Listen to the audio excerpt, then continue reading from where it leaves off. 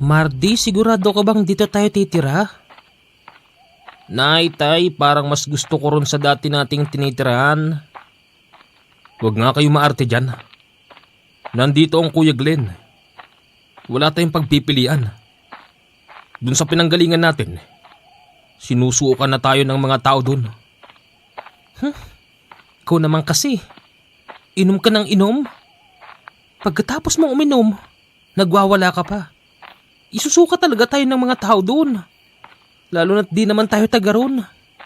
Tumahimik ka na, Ellen. Saan ba tong address na to? Oh, eto na pala eh.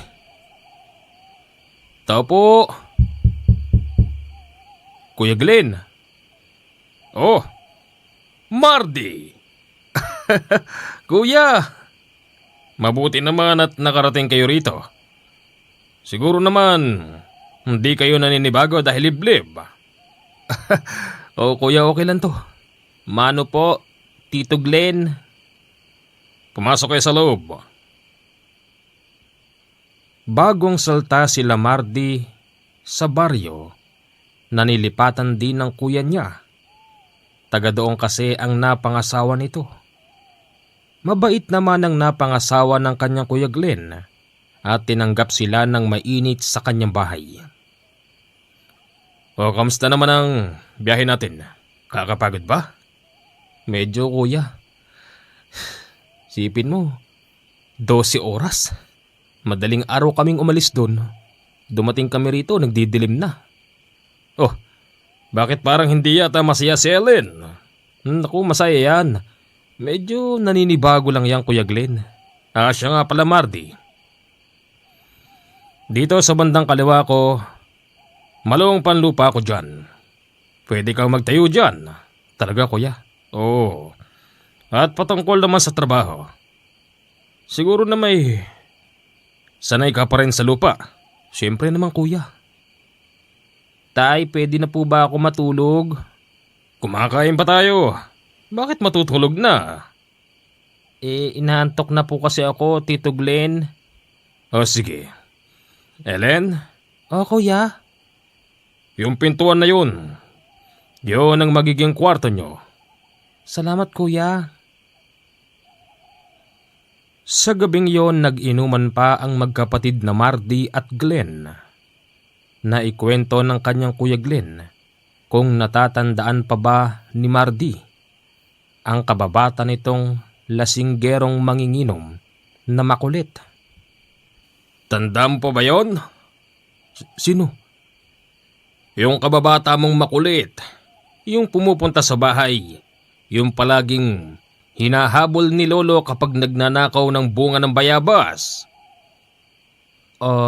Si Omeng. Tama. Oo. Bakit? Anong meron kay Omeng? Buhay pa ba yun? Buhay na buhay. Nakasalubong ko pa nga kaninang tanghali eh. Ano? Ibig mong sabihin, nandito siya sa baryo na to? Oo, tama. Akalain mo, taga rito pala napangasawa ni Omeng. Nagulat nga ako nang makilala ako eh. Nag-aabang kasi ako ng sasakyan. May humintong tricycle. Nagulat ako, siya pala yun. Sabi nga niya, alanganin para akong hintuan. Di sinakay ka? Oo, hindi na nga ako pinagbayad eh. Saan siya rito nakatira sa baryo? Doon sa bandang gitna. Tsaka alam mo, mas matagal na rito sa atin si Omeng. Ganun? Ayos pala si Omeng ano? Permis na yung buhay. Kaya nga eh. Akalain mong gaganong-ganon yun. Nakapangasawa pa ng may kaya sa buhay. Sa bagay kuya, mabola kasi yun eh. Tsaka kung usaping kama-kama lang, dyan magaling si paring Omeng. Siguro, nadala ng laki. Sige na, tapusin na natin ang inuman at matulog ka na. Alam kong pagod ka. Kuya? Ano yun? Hindi mo ba tatanungin kung bakit kami umalis dun sa dating lugar natin?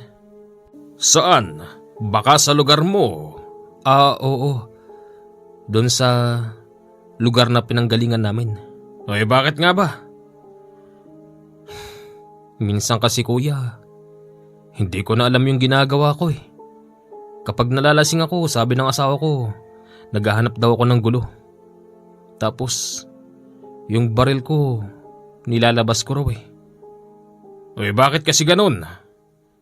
Alam mo Mardy, bilang mas nakakatanda sa'yo, paalalahanan lang kita, wala ka na sa dating baryo mo. Nandito ka na sa bagong baryo. Dito, iba ang ugali ng mga tao. Tsaka, medyo mahirap. Baka makakasalubong mo pa yung mga tauhan ni Senyor Ponciano. Mga armado yun. Kailangan mo silang pag-ingatan. Sinong Ponciano? Si Senyor Ponciano. Yung may malaking bahay papasok dito sa barangay. Di mo ba napansin yun sa bandang kanan? Yung may mataas na bakod? Oo, yun nga. Teka, bakit? Sa pagkakaalam ko'y land grabber ang taong yun. Land grabber? Nangaagaw ng lupa? Parang ganun na nga. Meron siyang ipinakikitang ewan ko kung totoo ba yun. Galing daw sa korte. Mag-iingat ka sa kanila Mardy ha? O kuya, nun pa tayo. Tama na yan. Matulog ka na. Kararating mo lang alak na naman. Sige kuya, pasensya na. Kinabukasan, maagang gumising si Mardy dahil magtatayo na ito ng sarili niyang bahay kalapit ng bahay ng kanyang Kuya Glenn. Sariwa po kayo dyan!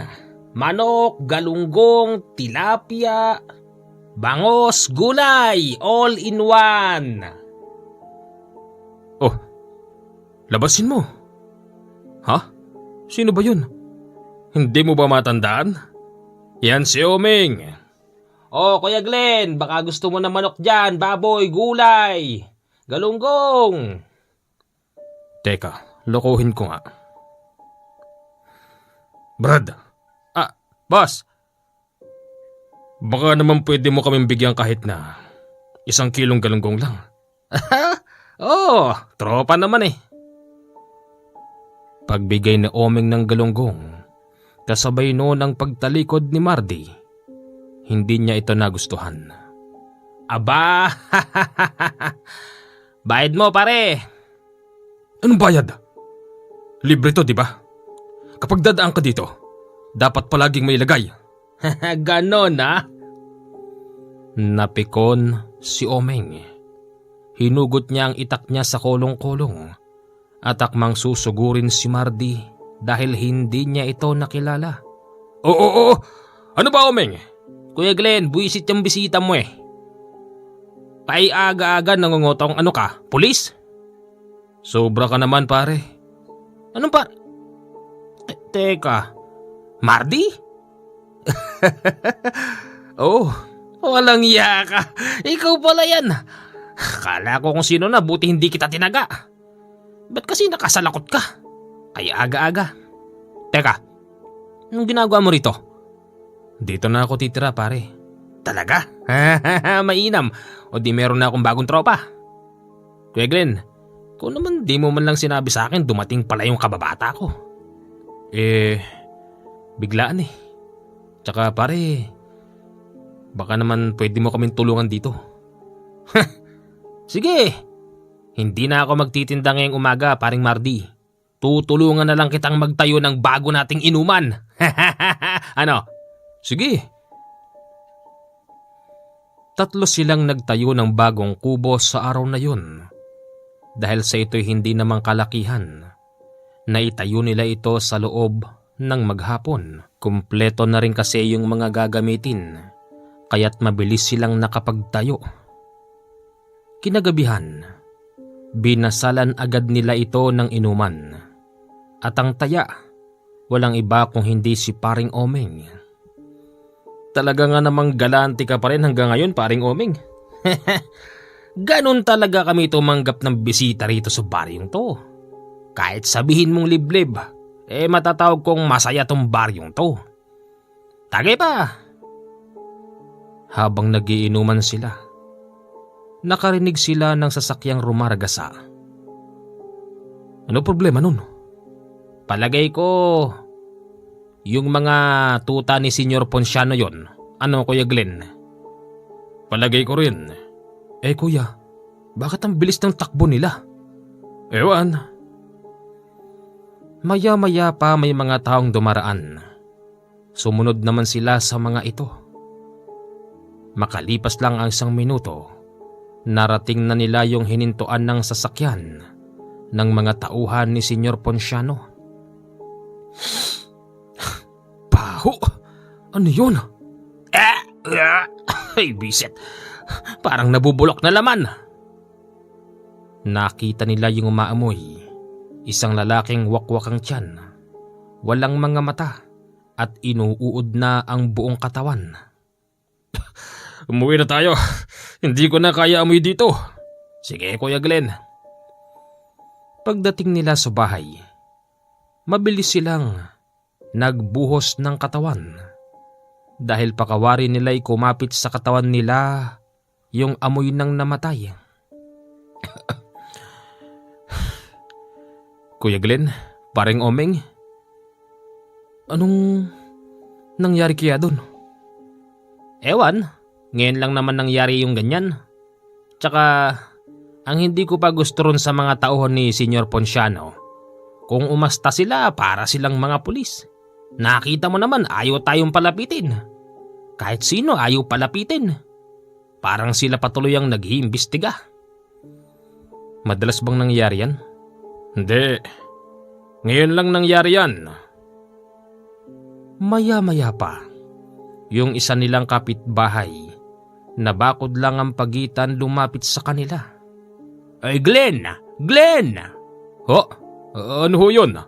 Nako, yung palang nakitang wakwakan tiyan doon. Taga rito pala sa atin yun. Yun pala yung matagal nang nawawala na kababaryo natin. Sino kayang gumawa nun? Nako, Diyos ko po. Hindi gawain ng tao yon. Palagay ko halangang bituka ng gumawa nun. Kaya kayo mag-iingat kayo. Tapusin nyo na inuman nyo't umuwi na kayo sa mga bahay-bahay nyo.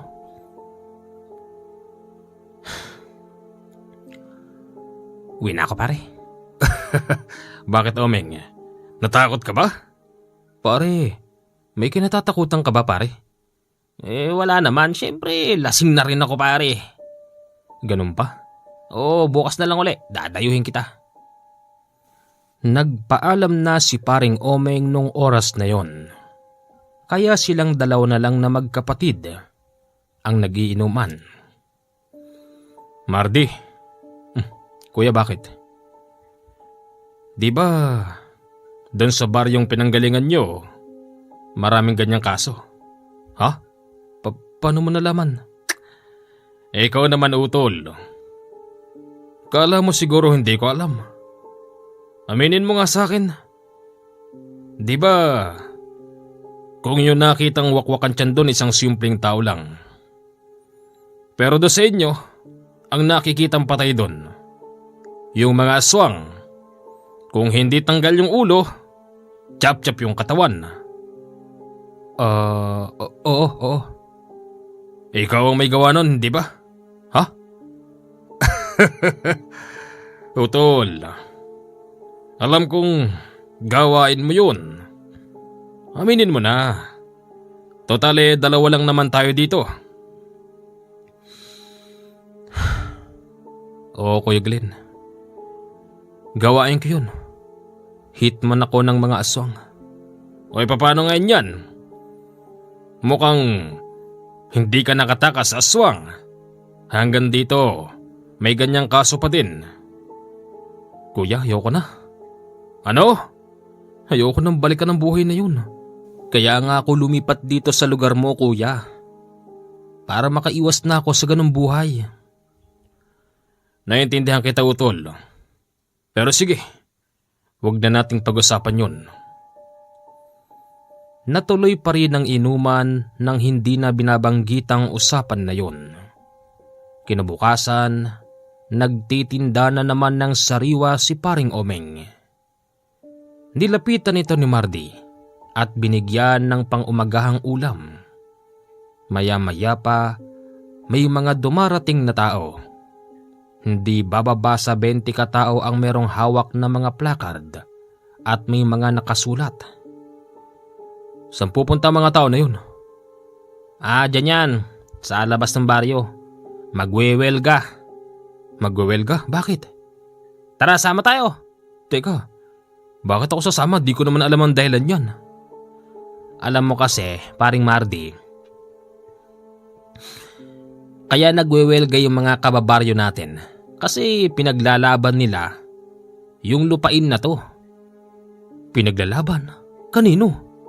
Kay Senyor Ponciano, kasi land grabber ang taong yun. Sinasabi niya na kanya raw tong lupa na to. Kaya pinapalis ang lahat ng tao dito. Siyempre, yung pinagwewelga nila, kasama na rin tayo doon kaya kailangan ng mga kababaryo natin yung suporta natin pare. Tara, iwanan ko muna tong kolong-kolong ko dyan. Kahit di tayo magsisigaw, basta papanoorin lang natin. O sige. Pati ang kanyang Kuya Glenn ay sumama sa pagwewelga sa umagang yon.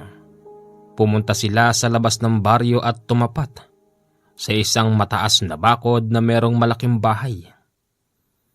Lumabas naman yung tinatawag na Senyor Ponciano. Ito pala isang matandang tadtad ng ginto sa katawan. Kapag tumatawa matandang yon, kitang-kita rin ang mga ginto nito sa ipin. Sandali lang! Kumalma kayong lahat! Kapag hindi kayo kumalma, alam nyo mangyayari sa inyo. Mabuti naman nagkakaintindihan tayo. Alam nyo, walang magagawa yung pagwewelga ninyo. Kasi, katulad ng ipinakikita ko sa inyong titulo, yon ang ino-honor ng korte. Mas matanda ang titulo ko kaysa sa mga titulo ng lupa nyo na pinagtatayuan ng bahay ninyo. Magpasalamat kayo sa akin dahil binibigyan ko pa kayo ng pagkakataon. 2 taon. 2 taon lang ang ibinibigay ko sa inyo para lisanin nyo ang buong baryong ito. Katulad ng ipinagwewelga ng mga tao, ipinaglalaban nila ang kanilang lupa, kaya't kung sino-sino na lang ang sumasagot. Halata namang hindi nakikinig si Senyor Ponciano hanggang sa yung isang matandang lalaki binato siya. Tinamaan si Senyor Ponciano kaya siya muling napaharap. Senyor Ponciano! Wala kang karapatan na kamkamin ng aming mga lupain. Matagal na kaming nakatira dito. At yung ipinakikita mong titulo, peke yan, peke! Salamat sa pagtawag sa akin ng senyor. Nang dahil doon nakikita kong rumerespeto pa rin kayo, pero huwag kang mag-alala. Ikaw na matanda kang bumato sa akin. Mapapanaginipan na kita mamayang gabi. Palayasin na mga yan. Pinaalis ang lahat ng mga taong nagwewelga. At yung ibang nagmamatigas tinututukan pa ng baril. Ganon? Makapangyarihan ba taong yun? Halata naman kita mo naman yung itsura.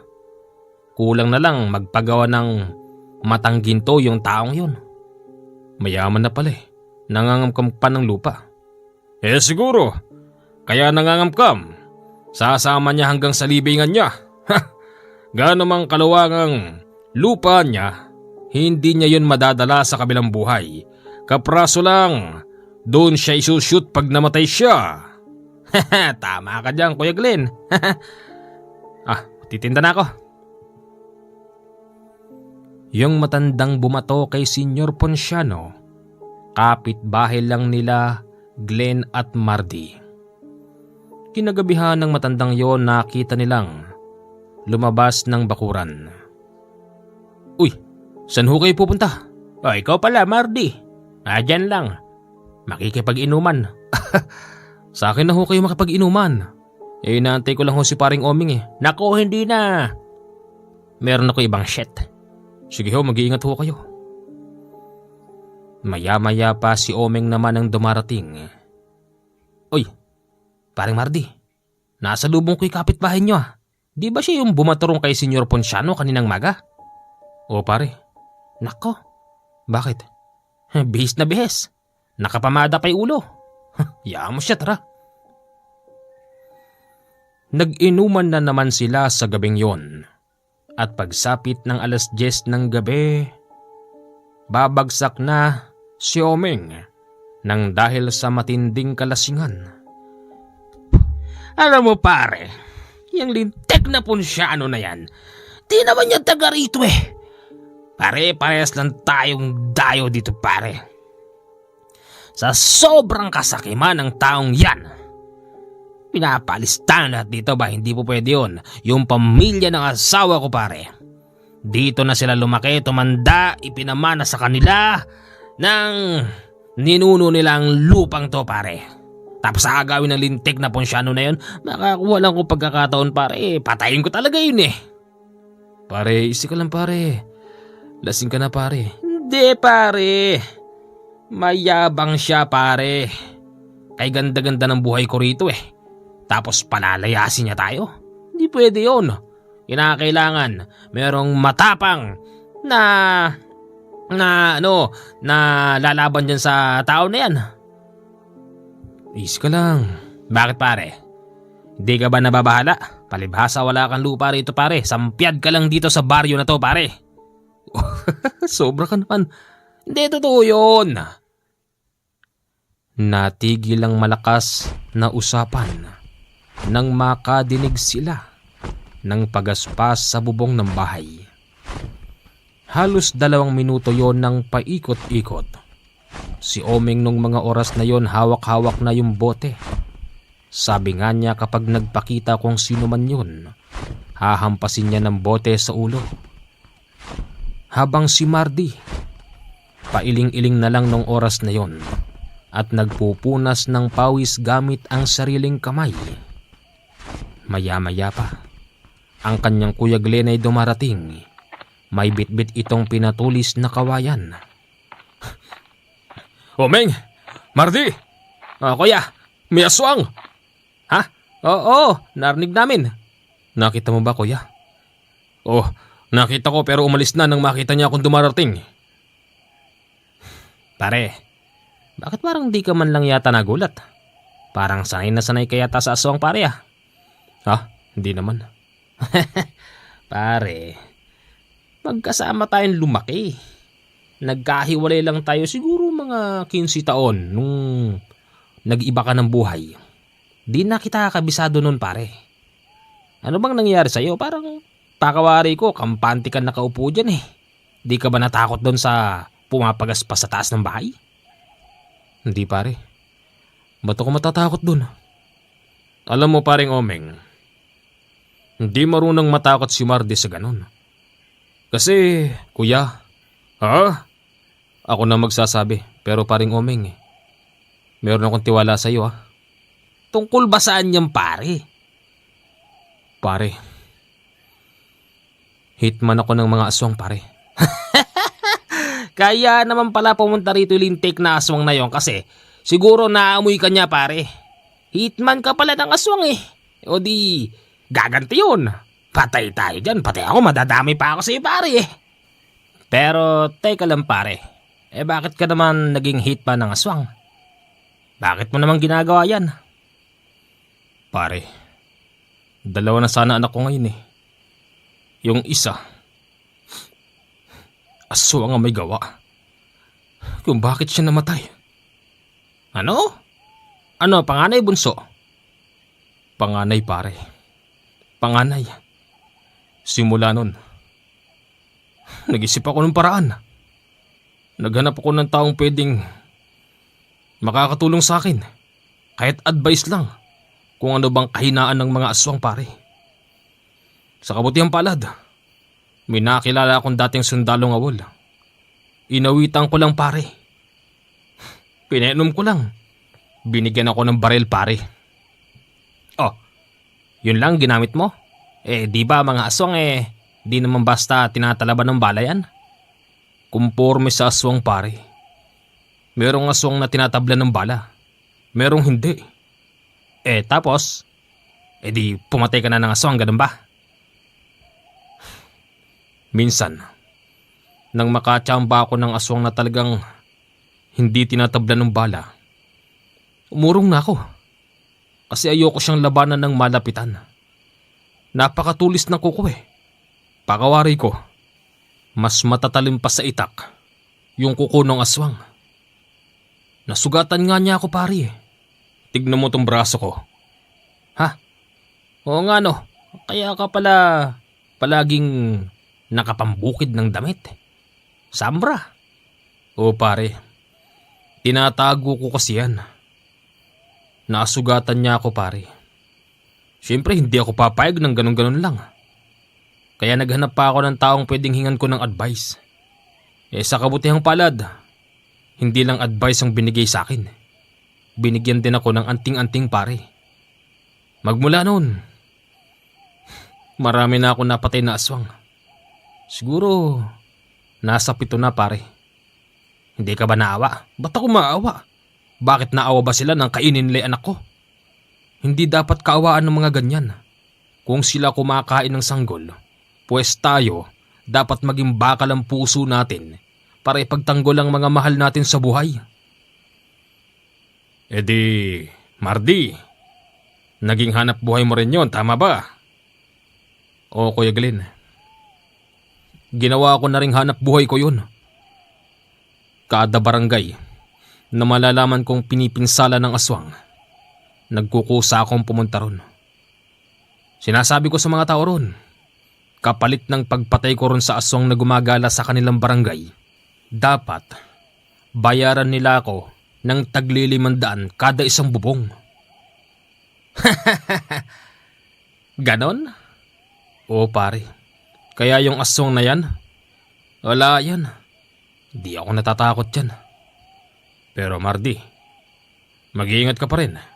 Oo naman kuya. Pare, parang di ako satisfied dun sa kwento mo Sino ba kasi yung nagbigay sa'yo ng anting-anting? Tsaka ano bang naitulong sa'yo niyan? Eto pare, itong anting-anting na ito. Wow! Ang ganda! Anong tawag dyan? Binigay ito sa akin ng albularyo. Sabi niya, antigo raw to.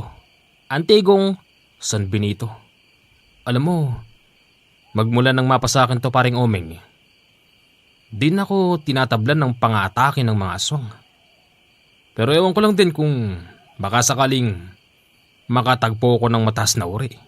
Pero wala pa naman ganun ba? Sino namang albularyo naman yun pare? Baka pwedeng makahingi rin ako doon. Malayo yun pare. Doon pa yun sa Palayan. Palayan? Kaluwang ng Palayan dito Ibig ko sabihin, bayan ng Palayan. Meron bang bayan na ganon? Meron. Ganun ba? Ano pangalan? Si Kanoli. Sa kanya to galing. Mahusay pala yung albularyo na yon. O tapos? O ngayon pare, dahil sa ako'y nandun lang naman ako malapit sa Palayan nang mabiktima ng aswang yung anak ko, humanap na ako ng paraan. Kahit na sa bandang Bulacan, Pampanga, Pangasinan, Aurora, kung saan-saan. Pag nabalitaan ko pare na may namiminsalang aswang sa lugar na yun, pupunta ako doon. Papatayin ko yung mga aswang na yan. Hitman ako ng aswang pare. Binabayaran naman ako ng mga tao kundi mga tao doon yung namumuno sa barangay. Aba, ayos yung pare. Kwento mo naman kami yung isang hinding-hindi mo malilimutan na engkwentro mo sa aswang pare. Sige na Mardi. Kwento mo kami. Makikinig lang kami. O sige kapag nagkwento ako, kailangan nakapokus kayo sa pakikinig. Oo pare, sige na. Ika na mo na yan. Inalala ni Mardi ang huli niyang laban. Doon yon sa probinsya ng Aurora. Taon ng 1981. Napadpad si Mardi sa lugar na yon dahil nabalitaan niyang merong pinatay doon na babae. Karumaldumal ang pagkamatay, wakwak ang tiyan hanggang sa leeg, at ayon sa kanya pang napag-alaman, buntis daw ang babaeng yon at natagpuang ganon ang itsura. Sa madaling sabi, pati yung sanggol sa sinapupunan ay kinuha ng aswang.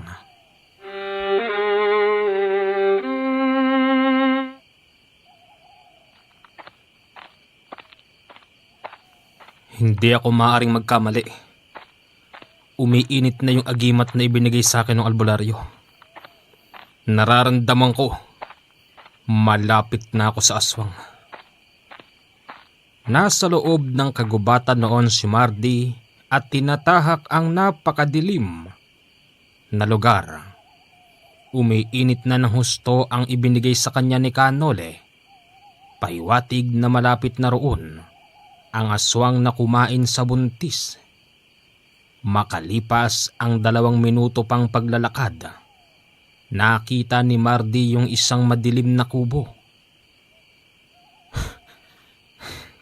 Mardy, hindi ka pwedeng magpadalos-dalos. Iba yung pakiramdam ko. Iba ang pakiramdam niya nung mga oras na yon. Kasi sa unang pagkakataon ngayon lang uminit ng ganun ang binigay sa kanya ni Kanole. Dahan-dahan siyang lumapit sa isang kubong madilim at paglapit niya agad niyang narinig yung nakakalokong tawa mula sa matandang babae. Inusal ni Mardy ang matinding sabulag ng anting-anting, kaya't hindi siya nito basta nararamdaman. Eksaktong may nakabukas noon na maliit na siwang. Sumilip doon si Mardy at doon niya nakitang may matandang babaeng nakaupo sa silyang tumba-tumba. Tapos meron itong hinahatak na duyan. Hanggang sa maya-maya pa nakadinig si Mardy ng umiiyak na bata. Ikaw nga! Ikaw nga yung hinahanap ko! Wika ni Mardy. Hindi na niya napigil ang sarili niya nang makita niyang may bata sa duyan. Ayon kasi sa sinabi sa kanya ng mga taga roon, yung babaeng nabiyak yung tiyan kinuha yung anak nito sa tiyan. At hindi rin sigurado yung mga tao kung kinain na ba ito ng aswang.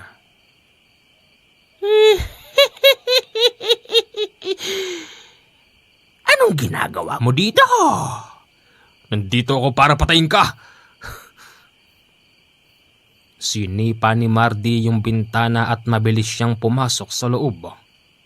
Napahinto ang matandang babae na nagtutulak-tulak ng duyan. At yung bata nung mga oras na yon tila ba nakisama dahil huminto ito sa pag-iyak. Humanda ka sa akin. Kung hindi mo ibibigay sa akin yung bata, mamamatay ka. Kahit matanda ka na hindi kita kaawaan. Tanda mo yan! Baka nakakalimot ka. Nandito ka sa teritoryo ko. Hindi ka makakalabas ng buhay dito. Maya-maya pa, nakarinig si Mardy ng ingay sa labas. Malalakas na angin at pagaspas. Hindi nagtagal may pumasok sa loob ng kubo. 3 lalaking malalaki ang katawan. Lahat ng mga ito'y pangit ang itsura. Pero hindi nagpasindak si Mardy. Nilabas niya yung bote ng alak at tinungga niya sa harapan ng mga yun. At nakuha mo pa talagang uminom. Oo, dahil dito ako umuhugot ng lakas. Matapang si Marding humugot ng itak at hinataw-hataw yung matanda. Alam kasi noon ni Mardy na tanging ang matandang yun ang sinusunod ng mga lalaki. Kapag napatay niya yung matanda, tiyak na hindi nalalaban yung mga lalaki. Nakakabigla naman din kasi yung bilis ng pagkilos ng matanda. Kahit anong hataw ni Mardy, hindi niya ito matamaan. At nang makakuha siya ng pagkakataon, yung batang natutulog sa duyan ay mabilis niyang dinampot. Sige, lumapit kayo. Kung inaakala mong makakaalis ka pa rito, nagkakamali ka. Inaantay ka lang din namin para sa aming hapunan.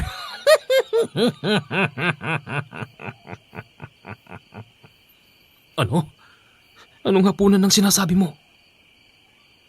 Hindi niya namalayan. Napadikit na pala siya sa bintana habang hawak-hawak yung sanggol. Biglang may dumampot sa kanya mula sa likuran at binalibag siya papalabas. Hindi binitiwan ni Mardy yung hawak niyang sanggol at dahil siya ay medyo napalayo sa kubo, sinamantala niya ang pagkakataon. Mabilis siyang nagtatakbo. Tinugis siya ng mga ito. Dahil sa hindi kabisado ni Mardy ang daan at madilim, hindi niya inaasahang bigla siyang nahulog sa talon. Paghulog niya sa tubig, hawak-hawak pa rin niya yung bata at pilit niyang inaangat. Hindi siya sigurado. Baka mamaya na paano na yung bata dahil hindi man lang umiiyak. Hanggang sa tinangay siya ng malakas na agos. At yun ang nakapagligtas sa kanya ng gabing yun. Magandang umaga po. Oh, teka. Ikaw yung hitman ng mga aswang.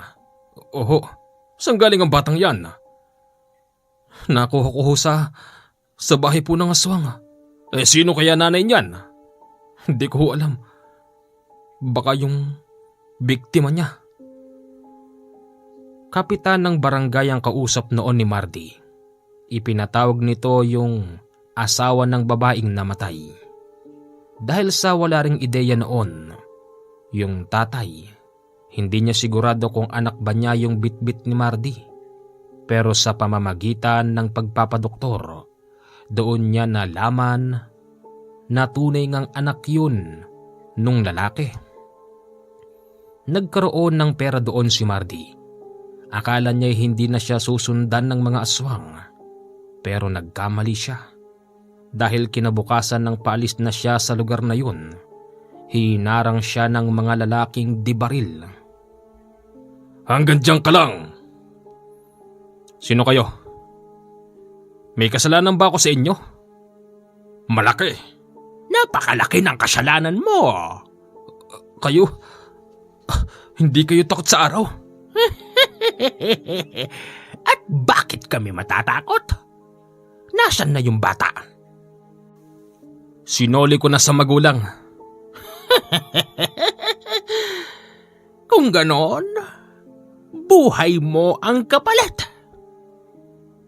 Yung mga lalaking yon ay mga armado. Binunutan siya ng baril at pilit siyang pinasusuko. Bakit ako susuko? Kung kayo merong baril, meron ako nito. Nilabas ni Mardy ang kanyang agimat. Nilagay niya ito sa kanyang kamao. Senyales na ito'y lalaban. Yung isa niyang kamay hinatak yung itak sa tagiliran at sinabing, patas na tayo. Nagawa ko lang kayong takbuhan kagabi dahil hawak ko na yung bata. Ngayon, wala rin namang tao rito kahit araw na araw. Ano pang inaantay niyo? Sabay-sabay sumugod sa kanya yung mga lalaki. Habang yung aswang na matandang babae nakatayo lang sa gilid at napansin ni Mardy na ito'y merong inuusal. Nasaksak ni Mardy sa tiyan yung isa sa mga lalaki at isa rito naputulan ng braso at yung isa naman nataga niya sa muka. Kahit sugatan na mga aswang, hindi pa rin siya tinitigilan. Ginagamitan siya nito ng mga matutulis na ngipin kapag nalalapit siya, tapos pilit na hinahati ang katawan ni Mardy sa pamamagitan ng mga matutulis nilang kuko, pero lahat ng yun hindi tumatalab. Maya-maya pa yung mga lalaking katunggali niya, lahat ay natumba. Ano nangyayari? Ano nangyayari? Wika ni Mardy sa matandang babae. Alam kong walang uubra sa'yo. Kaya't pinatahimik ko na sila. Ano? Pinatahimik? Hindi lang pala ito basta aswang, dahil ito'y may kakayanan ding mag-orasyon para pabagsakin ng kung sino. Ayon pa sa matandang kausap niya, malakas daw ang tangan ni Mardy, kaya't hindi tumalab sa kanya ang pinakakawalang orasyon. Walang yaka? Kasama mo? Nagawa mong patumbahin? Sa bagay malaking tulong sa akin yun. Kung inaakala mong tapos na ang laban, nagkakamali ka. Tumayo yung mga lalaking bumagsak kanina. Kung kanina nasa katinoang itsura pa ang mga ito, ngayon ibang-iba na. At para bang hindi nila iniinda ang mga sugat nila. Yung isang nataga ni Mardy sa muka, nakita niyang naghihilom ang sugat nun. Hindi! Hindi! Pinilit niyang makatakas sa lugar, pero sadyang mabibilis pa sa kanya yung mga kalaban niya. Hindi nga lang siya nito mahawakan ng matagal dahil napapaso ang mga yon sa kanyang katawan, dahil na rin siguro sa proteksyon mula sa kanyang anting-anting. Huwag ka nang tumakbo! Susugod-sugod ka rito tapos tatakbo ka?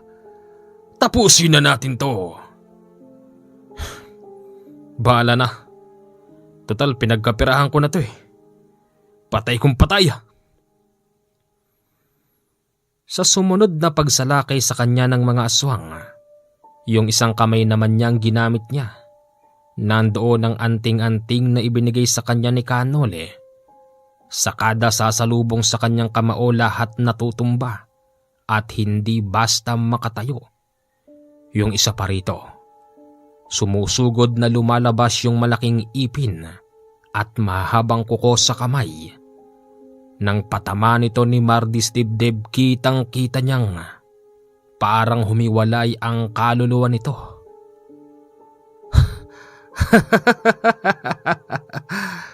Mas malakas pa pala ang magagawang sugat ng anting-anting na ito kesa sa aking itak na hasang-hasa. Kayong dalawa, tayo! Yung isang natanggalan ng kaluluwa ay hindi na makatayo. Kitang-kita rin ni Mardy kung paano napanat ang katawan nun. Ikaw na tanda ang susunod. Ikaw na! Nakatitig ng masama sa kanya yung matanda at hindi nagsasalita. Hanggang sa naramdaman ni Mardy na parang mapapaso na ang kanyang palad dahil sa pagkakahawak sa anting-anting. Meron pala itong kakaibang ibig sabihin.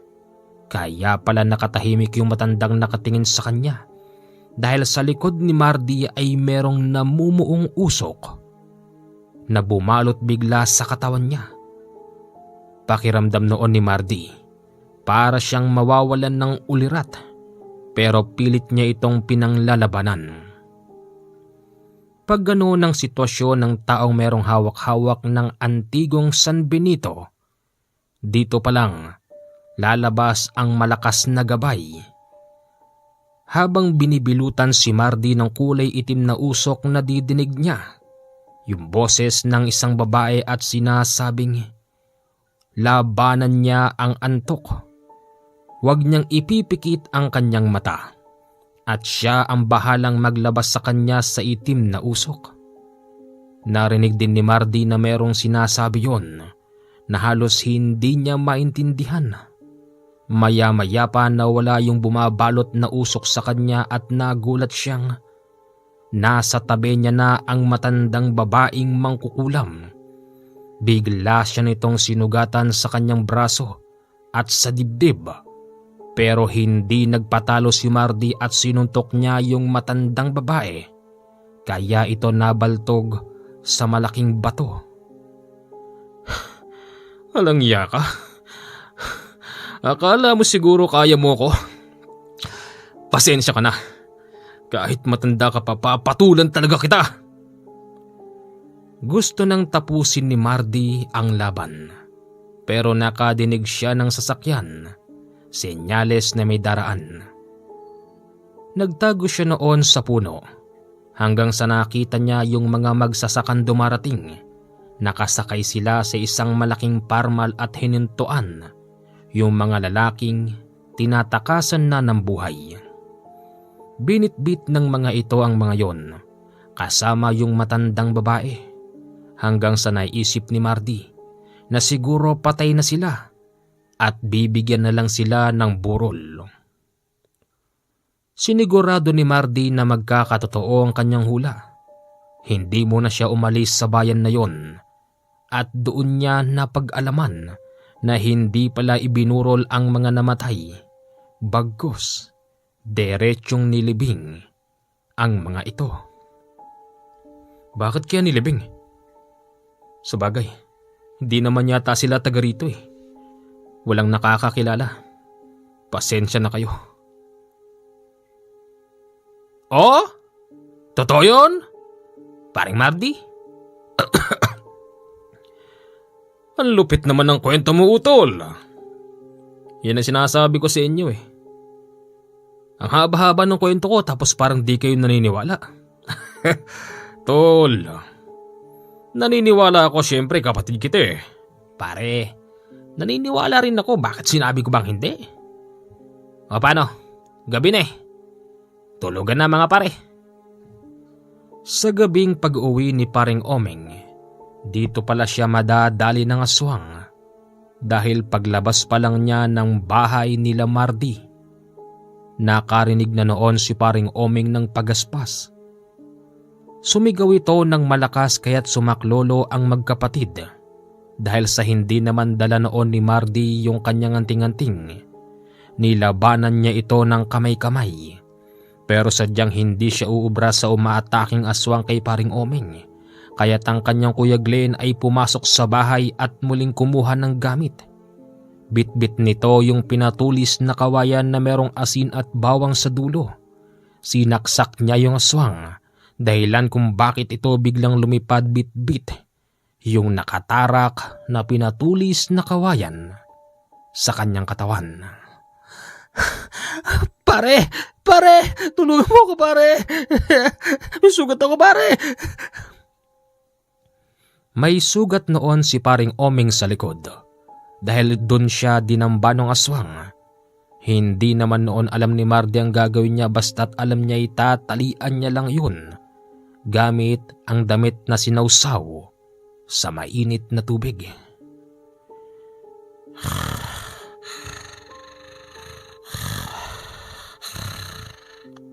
Mabuti naman at nakatulog na si Omeng. Kuya, meron ka bang ideya? Kung saan nanggagaling mga aswang na yun? Alam mo, ito naman ay haka-haka ko lang. Pero sa palagay ko totoo rin. Una, yung matandang natagpo ang patay. Isa siya sa nagwewelga laban kay Senyor Ponciano. Palagay ko, ang Senyor Ponciano na yan ay merong mga bata-batang mga aswang. O kaya namay, siya mismo ay aswang. Palagay ko nga rin, kuya. Dahil sa nasugatan ng kanyang kumpare at mabilis na nakatulog, akala nila'y magiging okay na ang lahat. Pagsapit ng 3:00 ng madaling araw yung kapitbahay nilang nasa lubong ni Omeng kagabi. Dumarating ng lasing na lasing. Nagsisigaw ito sa kalsada at nagmumura. Akala nyo siguro mga aswang kayo, kaya nyo ako? Haba, matanda lang ako pero matibay pa ito. Teka, kapitbahay natin yun ah. Oo, lasing na naman eh. Okay yan, wala siyang alam sa nangyari. Napasigaw ang matandang yun nang bigla siyang salakayin ng napakalaking aso. Mabilis ding tumakbo ang magkapatid para isalba ang matanda. Pero sa bilis ng pangyayari, hindi na nila inabutan ng matanda. Sa madaling sabi, tinangay ng malaking aso ang matandang lasing. Kuya, tinangay niya yung matanda. Ang kuya niya nung oras na yon ay para bang nasyak dahil hindi siya makapaniwala sa kanyang nasaksihan. Maya-maya pa, ang pamilya ng matandang lalaki dumarating. Nasaan si tatay? Nasaan si tatay? Ha? Tinangay ng aso. Ano? Hindi rin makapaniwala ang pamilya ng matandang yon. Nang dahil dito tumakbo sa barangay ang pamilya nun. Dumating ang mga taga-barangay pero wala na rin silang inabutan. Kinabukasan, nagising si paring Omeng. Paggising nito, naghahanap siya ng tubig. Pare, sakit ang ulo ko pare. Tubig naman dyan oh. O eto na. Pagbigay sa kanya ng tubig, isinukan niya ito. O pare, anong problema mo?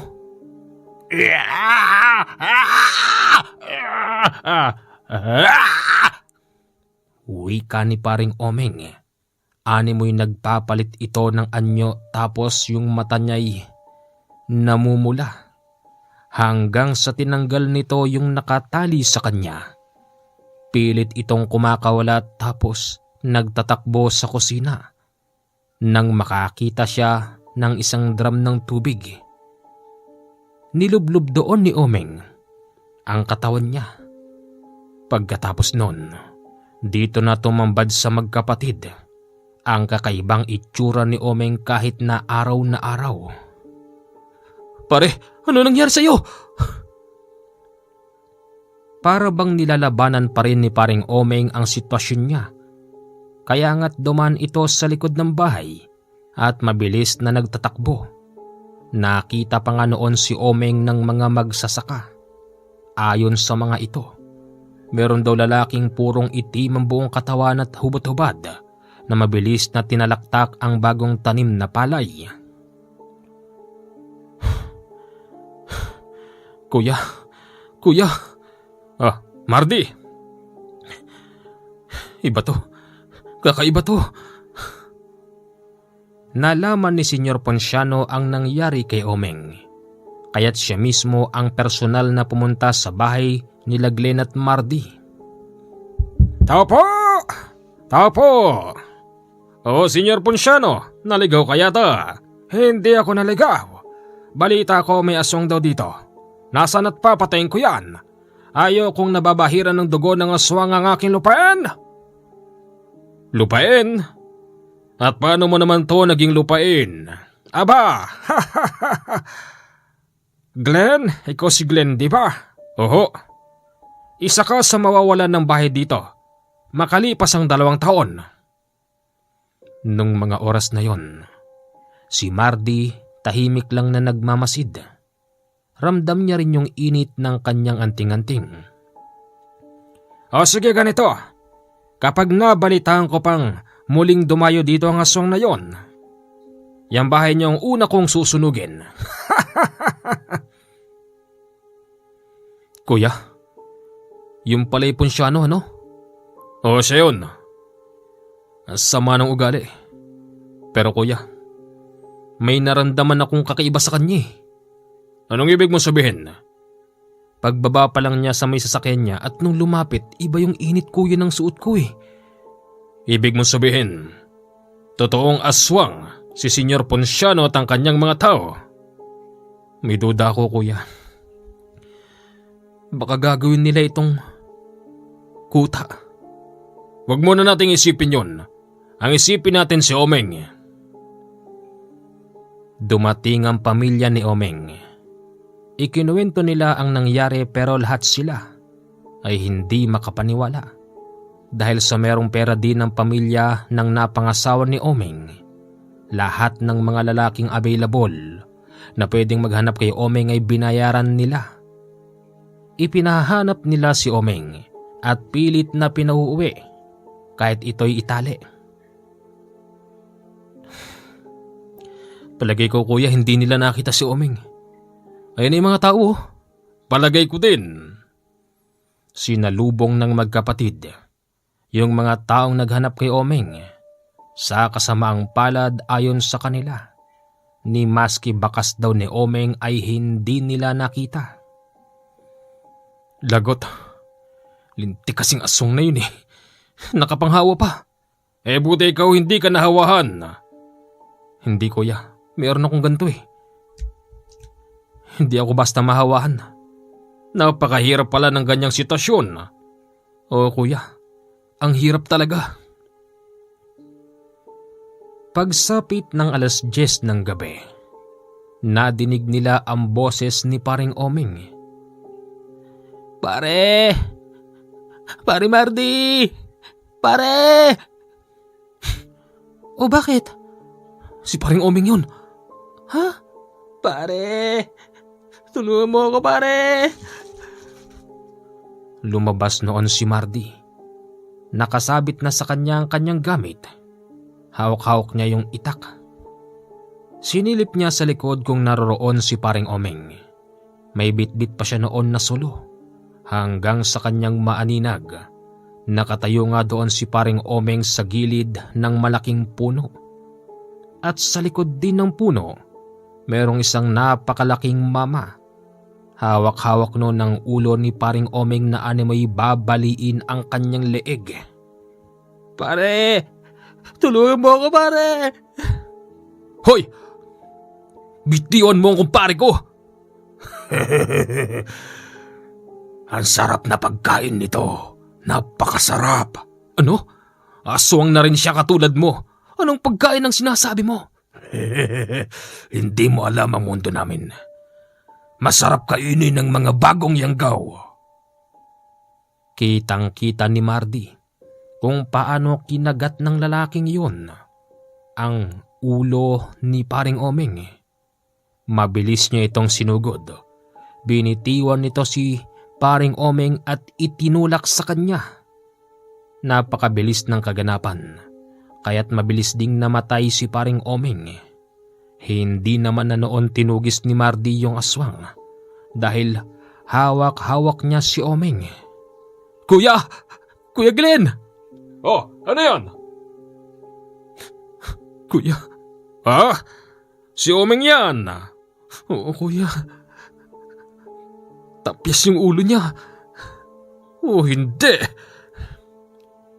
Yung pagkakatapyas ng ulo ni paring Omeng, kasabay noon ang pagtanggal sa kanyang utak. Pare! Pare!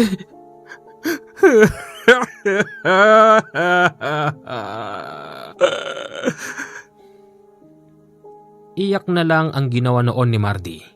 Kasi kahit anong mangyari hindi na maibabalik pa ang buhay ng kanyang kumpare. Sa gabing yon ibinurol din si paring Omeng. Plano ng kanyang pamilya hindi ito pagtatagalin. 3 araw ang lumipas, inilibing na rin si paring Omeng. Simula nang mangyari yun, mas dumadami ang kaso ng pagpatay ng mga aswang. Ginagawa naman lahat ni Mardi ang kanyang magagawa, pero syempre nag-iisa lang siya at hindi niya kakayanin ang sabay-sabay na pangatake ng mga aswang sa mga kabahayan. Maging ang bahay ng kanyang Kuya Glenn ay hindi rin nakaligtas sa pangatake dahil sa ito'y merong anak na maliit pa. Tinangka ng mga aswang na kunin ang bata pero nang laban si Glenn. Nung mga oras na yon, si Mardi naman ay wala sa bahay ng kanyang kuya dahil kasalukuyan itong nanghahunting ng aswang. Mga kababaryo ko, ako ito ang inyong Senyor Ponciano. Hindi lingid sa ating kalaman na pinepeste tayo ng mga aswang. Kung ako sa inyo, mas makabubuti sa inyo na umalis na lang kayo rito sa baryo.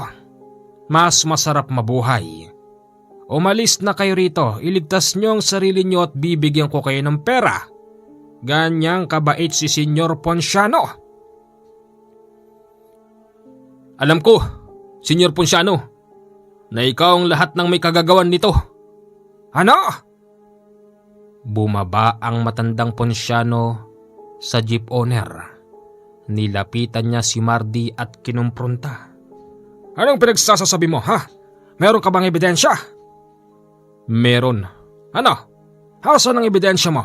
Kapag napatunayan mo yan, ngayon din aalis ako rito sa baryong to. Umiinit ang aking gamit. Isa kang aswang at lahat kayo rito. Nagpapatawa ka ba? Ebidensya na bang matuturing yan? Hindi nga naman. Balik tayo sa sinasabi ko mga kababaryo ko. Inuulit ko mga kababaryo, pinepeste tayo ng mga aswang.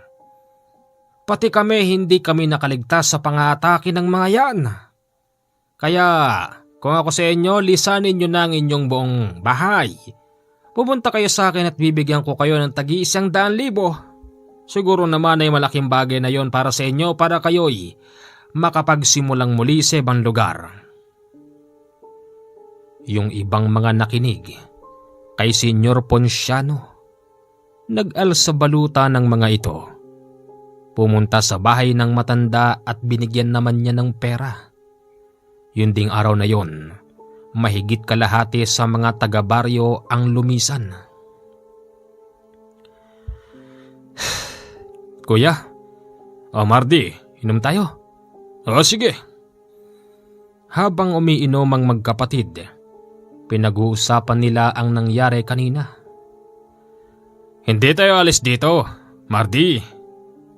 Dito tayo tatanda. Marahil nadali lang sila ng magandang pakikiusap ng matandang Ponsyano na yon. Pero nasisiguro ko, Mardy, na magbabalikan din ang mga tao.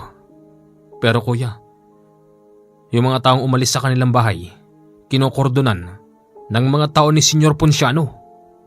Hayaan mo, wala tayong pakialam doon, kordonan nila kung gusto nila. Basta tayo dito lang tayo. Hahanapin natin ang katotohanan, papatayin natin ang aswang. Oo kuya, dapat yata yung mga iba pang nakitira dito kausapin natin. Pilitin natin silang sumama sa atin para mapatayin natin yung mga aswang na yan. Oo, tama ka. Kinabukasan lalakad tayo. Kinabukasan, lumakad ang magkapatid na Mardy at Glenn. Lahat ng mga kabahayan na meron tao ay kinausap nila. Pero ni maski isa sa mga taong kinausap nila ay walang umaayon sa kanilang kagustuhan. Kuya, paano to? Ayaw ng mga tao. Narinig naman natin. Mas gugustuhin daw ng mga taong yan na magkuble na lang sa mga bahay nila kaysa makipaglaban. Ang hihina ng mga ulo. Wala tayong magagawa. Desisyon nila yun Desisyon nga nila yun, pero yun ang ikapahamak nila. Pinuntahan din nila noon ang barangay pero walang katao-tao. Ibig sabihin, baka isa yung kapitan dito na nag-alsa balutan? Marahil ganun nga, pati ang kanyang mga bantay bayan. Wala tayong asahan kuya. Tayong dalawa na lang talaga lalaban dyan sa mga yan. Talaga? Kinagabihan, nariyan na naman ang mga aswang. Umaatake na naman ang mga ito. Matinding pangingilabot ang inabot ng lahat ng mga tao na natira sa baryo. Alulong dito, alulong doon. Angil dito, angil doon at mga pagaspas ang narinig nila sa gabing yon. Kasabay pa rito, yung halataang pagsira ng mga aswang sa bahay ng mga tao. Hindi na nakatiis noon ang magkapatid na Mardy at Glenn. Lumabas sila bit-bit ang kani-kanilang itak at naghahamon sila ng gabing yun. Kung talagang matapang kayo, kami ang harapin nyo, mga aswang kayo. Hindi sila pinapansin ng mga ito. Hanggang sa sinabi noon ni Mardy, mukhang matapang lang sila sa mga taong walang kalaban-laban sa kanila. sapagkat sa mga taong gustong lumaban sa kanila ay hindi man lang nila pinapatulan. Lumipas ang buong magdamag. Nang ganon ang sitwasyon, nakapatay pa nga noon ang magkapatid ng dalawang aswang. Ipinasok nila ito sa kanilang bahay hanggang sa inaantay nilang sumikat yung araw para malaman kung sino ba ang aswang na yun. Kuya! Oh, Bumalik na sa anyo niya yung aswang! ha? Nang bumalik na ito sa tunay niyang anyo, nakita nilang merong tato sa braso yung dalawa. Sa pagkakatanda ng magkapatid, yung mga tao ni Senyor Ponciano ay walang mga tato. Pero wala namang tato yung mga tauhan ni Senyor Ponciano. Paano natin makikita yung mga tato nila? Palagi silang nakasuot ng mahaba katulad ko. Hindi kaya't may itinatago mga yan? Oo nga no. Sa palagay ko, meron nga. Ngayon kuya, alam na natin. Sino talaga umatake rito? Meron tayong dapat na gawin. Anong gagawin natin?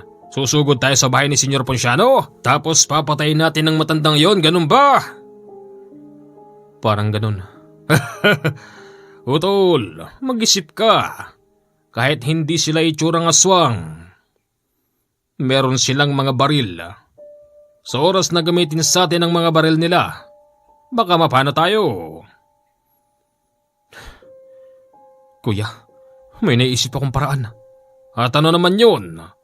Yung may-ari nito. Sigurado ako matutulungan niya tayo. Ha? Yung noli baka mo? Oo kuya. Lumabas siya ng baryo nung araw na yon. Tapos itinapon ang patay na bangkay ng dalawang aswang. Dumiretso siya sa munisipyo upang sabihin sa mga otoridad na pinepeste ng mga aswang ang kanilang baryo. Tinawanan lang siya ng mga otoridad at sinabi pang hindi raw totoo mga aswang. Ito lang daw ay mula sa kwentong bayan na madalas binabanggit ng mga matatanda upang ipanakot sa mga kabataan. Sabi ko na nga hindi ako pakikinggan, pero hindi bale. Ang dala kong sulat, ito ang makapagliligtas sa mga tao sa baryo namin. Pinadala niya ng sulat si Canole at makalipas ang 2 araw, kaunti na lang ang mga tao sa baryo dahil naglilisanan na yung iba. Ito naman yung eksaktong pagdating ni Canole at nasalubong pa niya yung mga tao. Tao po! May tao. Sino ho sila? Dito ba nakatira si Mardi yung nagpadala sa akin ng sulat? Ha? Oo, Mardi. Andito na yung taong hinihingan mo ng tulong. Ikinuwento ni Mardi ang kalunos-lunos na sinapit ng ibang tao doon at sinabi din niyang alam na niya kung saan naninirahan ang mga aswang. Sinabi naman ni Canole na pagpasok pa lang niya sa baryong yon alam na niya kung sino ang aswang. Itinuro pa nga niya yon dahil tanaw yung mataas na bubong ng bahay ni Senyor Ponciano. Ganito ang plano. Alam na natin na land grabber pala yung taong yan. At kaya niya gustong akuin ang lahat ng lupa rito para gawing lungga. Hayaan niyo ako. Ako na lang ang pupunta dyan at ikaw naman hitman. Hitman ng aswang. Maiwan ka lang dito. Pero sasama ho ako. Pero sige. Totale nasa iyo naman pala yung isa kong gamit. Mapapakinabangan kita kapag pumalag ang mga yun. Sige ho. Katirikan ng araw nang pumunta sila sa malaking bahay ni Senyor Ponciano. Dahil sa ito'y nagpapakitang tao sa lahat ng mga tao sa baryo, hinarap sila ng matandang yun. Anong may paglilingkod ko sa inyo, mga kababaryo? Magandang araw ho, Senyor Ponciano. Magandang araw din. Ako ho si Nole, isa ho akong albularyo. Ano? Natakot ang matandang Ponsyano nang malaman niyang isang albularyo ang kaharap niya sa oras na yun. Alam ko kung anong pakay mo rito sa baryong to. Sa pamamagitan mo bilang isang mataas na uri ng aswang at sa iyong mga alipores tinatakot nyo lahat ng mga tao rito. Bibigyan kita ng babala. Ikaw ang umalis dito sa baryong to.